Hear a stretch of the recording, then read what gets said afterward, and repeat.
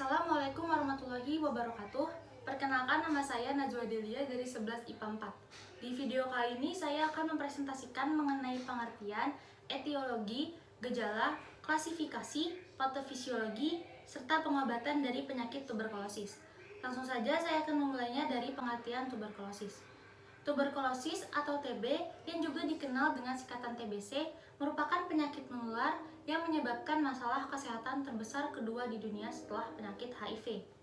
Penyakit ini disebabkan oleh basil dari bakteri Mycobacterium tuberculosis. Tuberkulosis sendiri dapat menyerang bagian tubuh manapun, tetapi yang tersering dan paling umum adalah infeksi tuberkulosis pada paru-paru.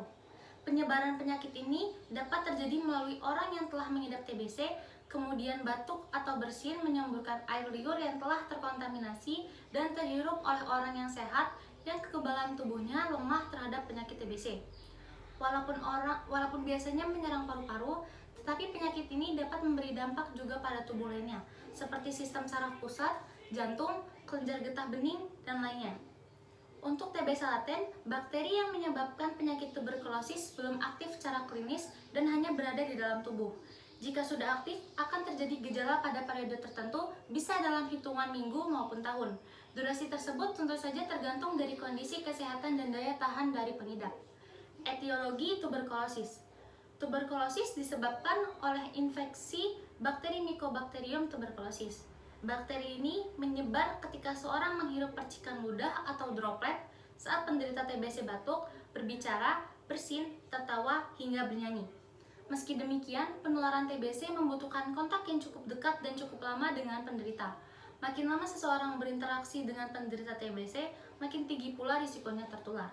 Oleh sebab itu, penularan TBC sering terjadi pada anggota keluarga yang tinggal serumah dengan penderita TBC.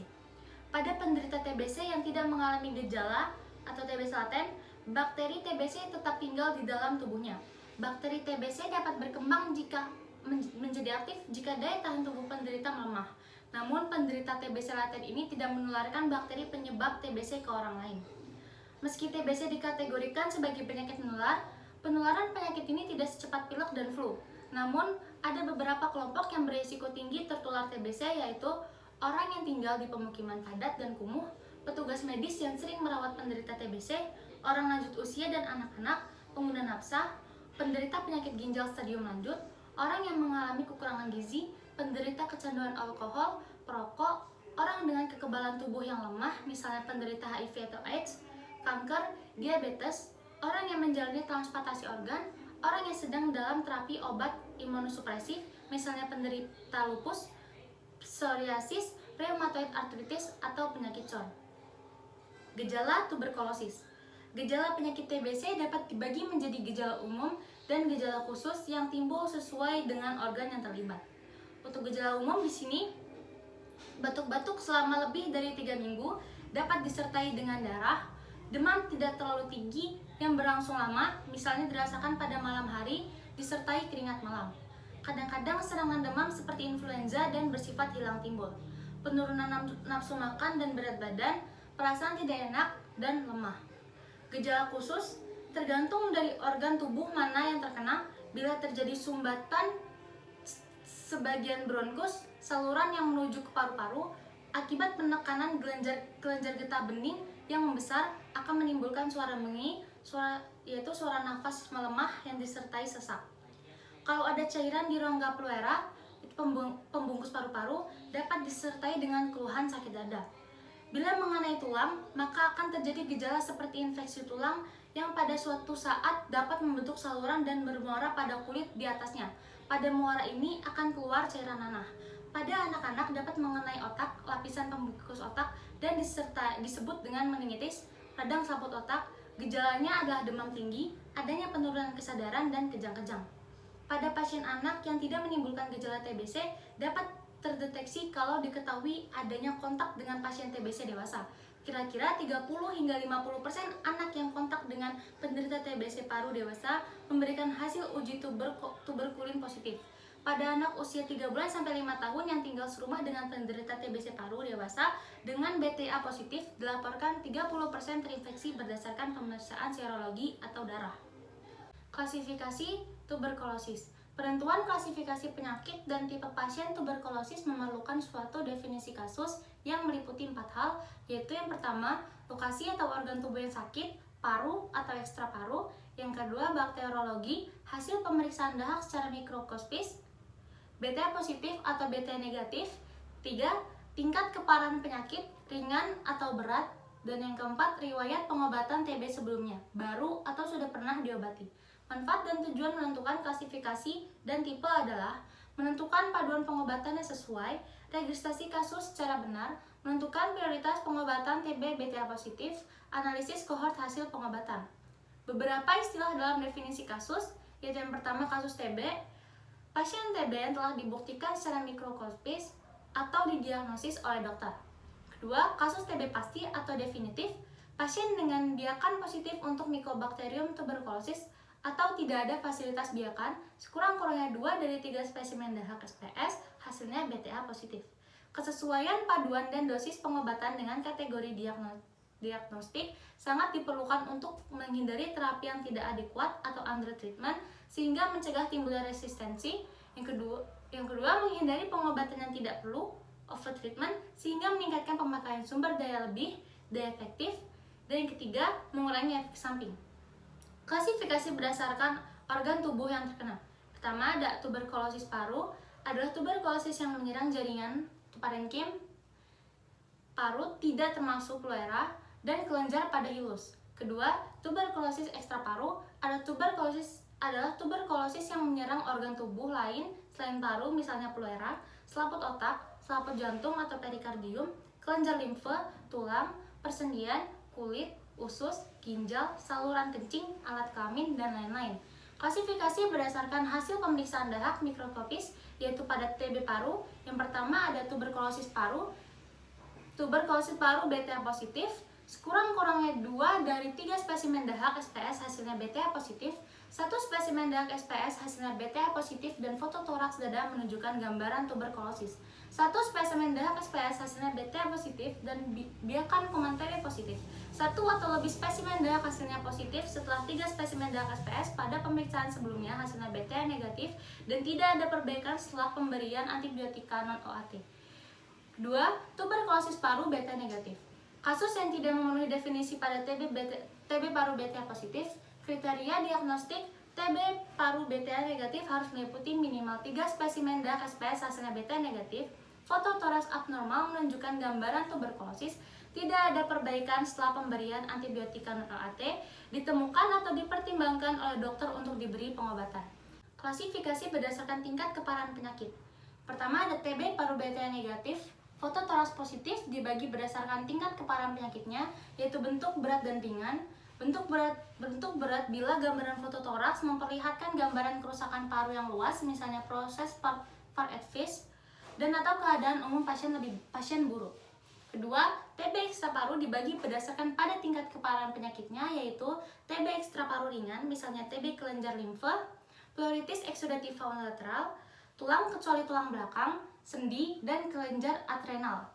TB ekstra paru berat, misalnya meningitis, miliar, perikarditis, peritonitis, pleuritis exudativa bilateral, TB tulang belakang, TB usus, TB saluran kemih, dan alat kelamin. Bila seorang pasien TB ekstra paru juga mempunyai TB paru, maka untuk kepentingan pencatatan, pasien tersebut harus dicatat sebagai pasien TB paru.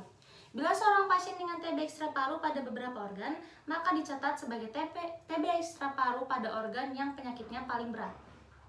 Klasifikasi berdasarkan riwayat pengobatan sebelumnya.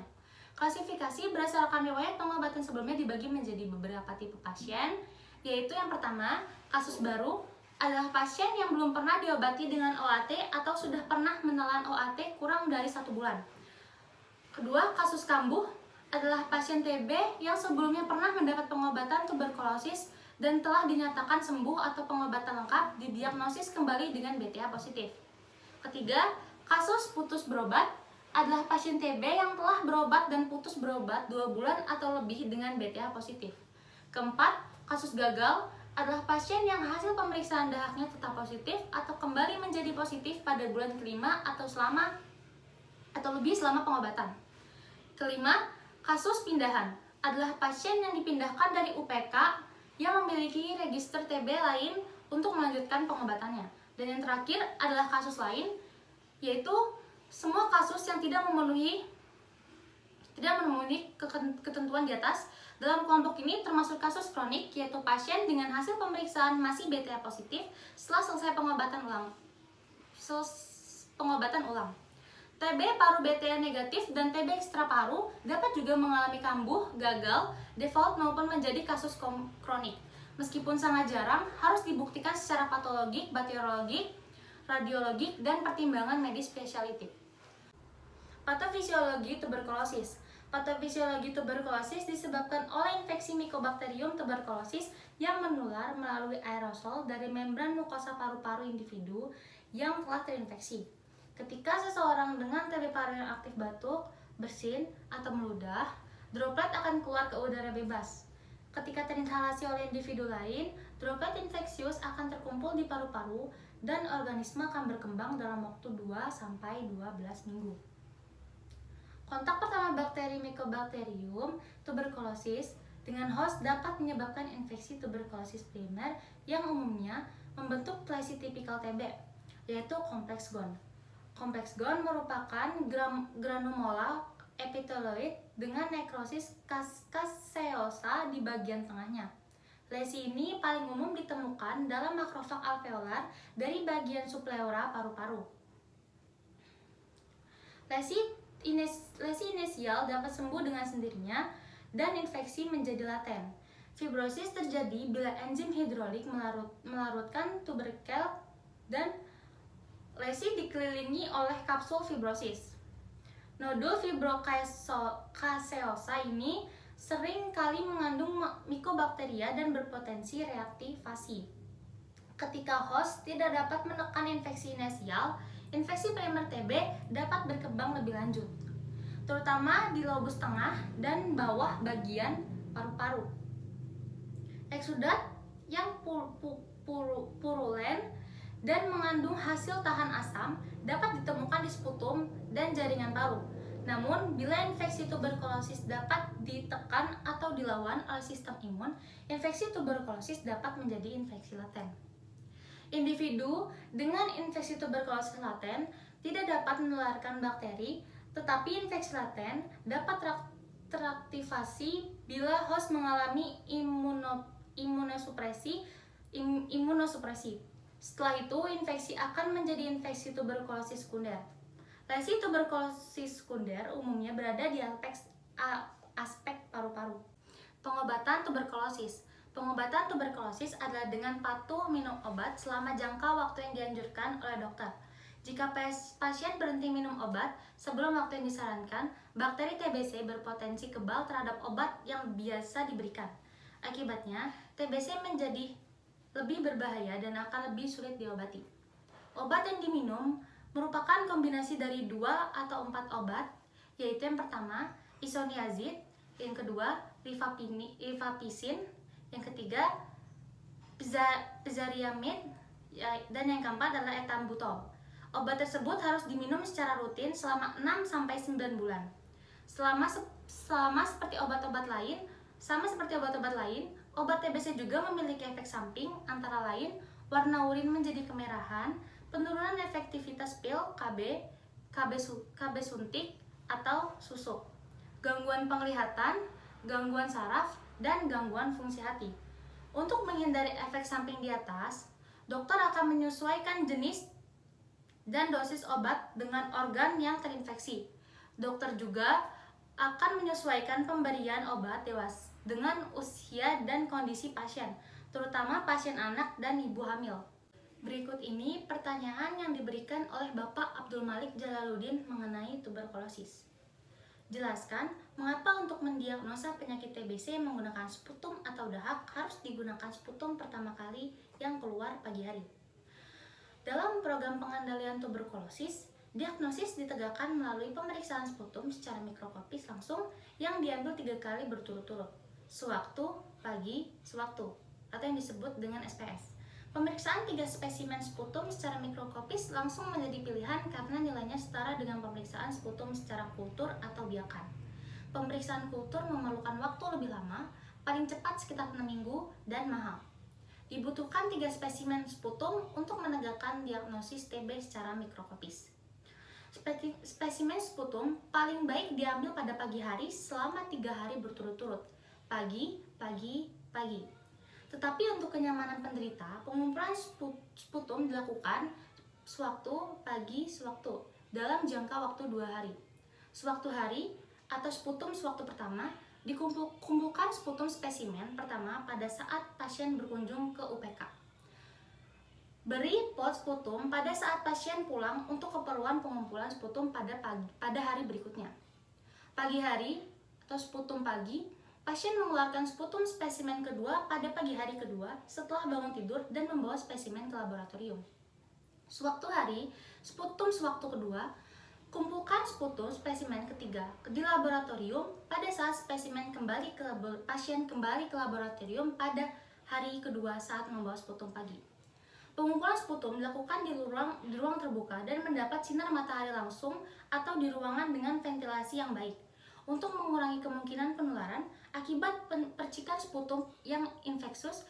Jangan mengambil sputum di ruangan tertutup karena ventilasi yang buruk, misalnya kamar kecil atau toilet, ruang kerja, termasuk ruang pendaftaran, ruang pengumpulan sampel, laboratorium, dan sebagainya, ruang tunggu, ruang umum lainnya.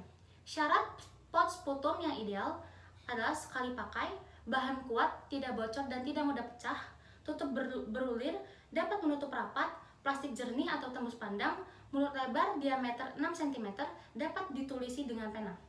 Pot sputum yang tidak dianjurkan adalah tidak tembus pandang, terlalu kecil, tutup tidak berulir.